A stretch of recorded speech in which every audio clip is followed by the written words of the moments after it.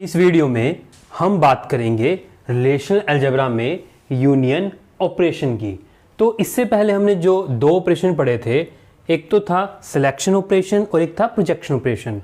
वो हमारे पास थे यूनरी ऑपरेशन। क्यों? क्योंकि वो एक ही रिलेशन पर अप्लाई हो रहे थे, तो इसीलिए वो थे यूनरी ऑपरेशन। अब हम जो करने वाले हैं यूनियन, इंटरसेक्शन, सेट डिफरेंस, वो दो ऑपरेशंस पर ऑपरेट होंगे, तो इसलिए वो कहलाएंगे बाइनरी ऑपरेशन। तो ये यूनरी ऑपरेशन, ये जो हमारा यूनियन है, ये भी क्या है? Binary operation. ठीक है। तो जो एक ही ऑपरेंड पर ऑपरेट होता है, जो एक ही ऑपरेंड पर ऑपरेट होता है वो होता है यूनरी। जो दो पर ऑपरेट हो वो है बाइनरी। तो यूनियन हमारे पास ऑपरेट होगा दो रिलेशन के ऊपर, इसीलिए ये कहलाएगा बाइनरी ऑपरेशन। तो इसमें क्या होगा? हमारे पास एक रिलेशन होगा, उसके बीच में होगा यूनियन ऑपरेशन, फिर होगा सेकंड रिलेशन। ये है, ये भी एक रिलेशन का नाम है और ये भी एक रिलेशन का नाम है। तो दो रिलेशन हैं, तो इसीलिए ये यूनियन ऑपरेशन कहलाता है बाइनरी ऑपरेशन। यूनियन का मतलब क्या है? यूनियन का मतलब है इन दोनों ऑपरेशंस को जोड़ देना। ठीक है। तो यहाँ पर R एक रिलेशन है, इसके एट्रीब्यूट हम मान लेते हैं R1, R2 और R3। ये इसमें इसके क्या हैं? एट्रीब्यूट्स। ठीक है। उसके बाद ये S हमारे पास एक रिलेशन है, इसके एट्रीब्यूट मान लेते हैं S1, S2 और S3। ये इसके एट्रीब्यूट हैं। ठीक है। तो अब जब दो ऑपरेशंस के ऊपर दो रिलेशन के ऊपर यूनियन ऑपरेशन लगेगा, तो उसके लिए कंडीशन है कि ये जो दोनों ऑपरेशन है ना, इन दोनों ऑपरेशन के अंदर नंबर ऑफ एट्रीब्यूट क्या होंगे? बराबर। जैसे R रिलेशन के अंदर 3 एट्रीब्यूट हैं, अगर R का यूनियन करना है S के साथ, तो S रिलेशन के अंदर भी 3 एट्रीब्यूट होंगे। ठीक है। तो यूनियन की पहली कंडीशन है कि जो दोनों रिलेशन है ना, दोनों रिलेशन के अंदर नंबर ऑफ एट्रीब्यूट बराबर होंगे। मींस क्या होना चाहिए? Degree of relation should be same. ठीक है जी बात। जो डिग्री है दोनों रिलेशन की, क्योंकि नंबर ऑफ एट्रीब्यूट क्या कहलाती है? डिग्री।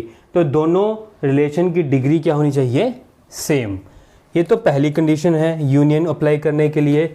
दूसरी कंडीशन है कि ये जो एट्रीब्यूट्स हैं, इन एट्रीब्यूट्स के डोमेन भी सेम होने चाहिए।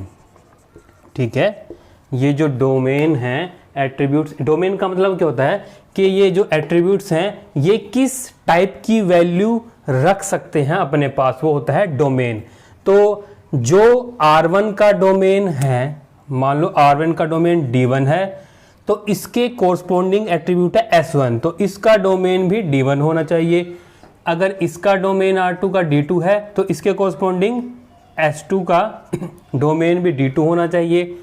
अगर R3 का डोमेन D3 है, तो इसके कोरस्पोंडिंग एट्रीब्यूट S3 का डोमेन भी D3 होना चाहिए। मींस नंबर ऑफ एट्रीब्यूट दोनों में बराबर होने चाहिए, और जो कोरस्पोंडिंग हमारे पास एट्रीब्यूट्स हैं उनके डोमेन भी सेम होने चाहिए। तभी हम दो ऑपरेशंस के बीच, दो रिलेशन के बीच में यूनियन ऑपरेशन अप्लाई कर सकते हैं। ठीक है जी बात। और ये जो हमारे पास हम यूनियन ऑपरेशन लगा रहे हैं, यहाँ से मान लो हमारे पास R के अंदर ये है 3 एट्रीब्यूट थे ना, R1, R2 और R3। यहाँ पर R1 की वैल्यू है 1, 2 और मान लेते हैं ये दोबारा 1 आ गई। इसकी वैल्यू है A, B, C। ठीक है जी।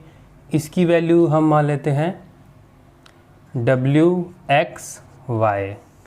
और ये S हमारे पास ऑपरेशन है, इसके अंदर हम कुछ वैल्यूज़ मान लेते हैं।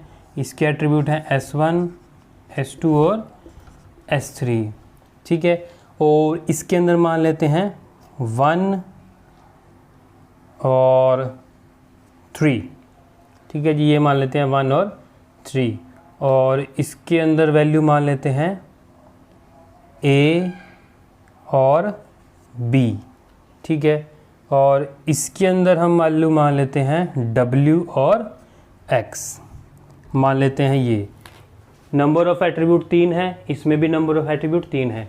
ये है टपल्स। टपल अलग अलग हो सकते हैं, जितने मर्जी अलग हो सकते हैं, लेकिन नंबर ऑफ एट्रीब्यूट सेम होने चाहिए, और हर एट्रीब्यूट के जो कोरस्पॉन्डिंग एट्रीब्यूट है ना, उनका डोमेन भी सेम होना चाहिए।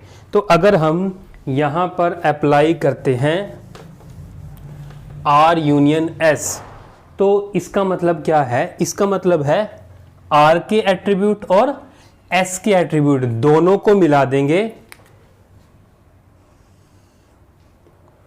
दोनों को मिला देंगे हम यहाँ पर। तो पहला क्या है? 1, यहाँ आएगा R1, R2, R3। पहला ये है 1AW, अगला है 2BX, अगला है 1CY। ये तो आ गए R के एट्रीब्यूट। अब लिखने हैं, यूनियन का मतलब है ना कि दोनों को जोड़ देंगे, कि इसके एट्रीब्यूट भी लिख देंगे और इसके एट्रीब्यूट भी सारे के सारे लिख देंगे। अब यहाँ पर R के तो आ गए, अब बारी है S के लिखने की। यहाँ है 1AW, क्या हम यहाँ पर 1AW लिख सकते हैं? नहीं लिख सकते। क्यों? क्योंकि अब आप देखें, ये जो एंट्री है ये ऑलरेडी यहाँ पर R में प्रेजेंट है। तो हमने पढ़ा था कि ये एक रिलेशन है ना, रिलेशन सेट में से निकल के आया है, सेट में डुप्लीकेट वैल्यू नहीं होती, इसलिए रिलेशन के अंदर भी डुप्लीकेट वैल्यूज नहीं होंगे। तो अगर कोई टप्पल R में है और S में भी है, ठीक है, तो वो अलग से R के लिए नहीं आएगा, अलग से S के लिए नहीं आएगा, उनमें से एक बार ही वो एट्रीब्यूट एक बार ही वो टप्पल आएगा, 2 बार नहीं आएगा। ठीक है बात, क्योंकि डुप्लीकेट वैल्यूज अलाउड नहीं है। तो ये एट्रीब्यूट ऑलरेडी टप्पल ऑलरेडी आ चुका था, तो ये दोबारा नहीं आएगा। अगला है 3BX, ठीक है जी। तो इसके अंदर हमारे पास बन गए 4 टपल, और ये रिजल्ट है R यूनियन S। तो ये 2 रिलेशन थे, जब इनका यूनियन किया जो रिजल्ट आया वो भी एक रिलेशन ही होगा, ठीक है। लेकिन आपने यहाँ पर एक चीज़ नोटिस की है कि R के एट्रीब्यूट थे R1, R2, R3, S के एट्रीब्यूट थे S1, S2, S3, ठीक है। लेकिन जो रिजल्ट आया ना, उसमें सिर्फ R के एट्रीब्यूट लिखे हैं, R1, R2 और R3, S के नहीं लिखे। क्यों?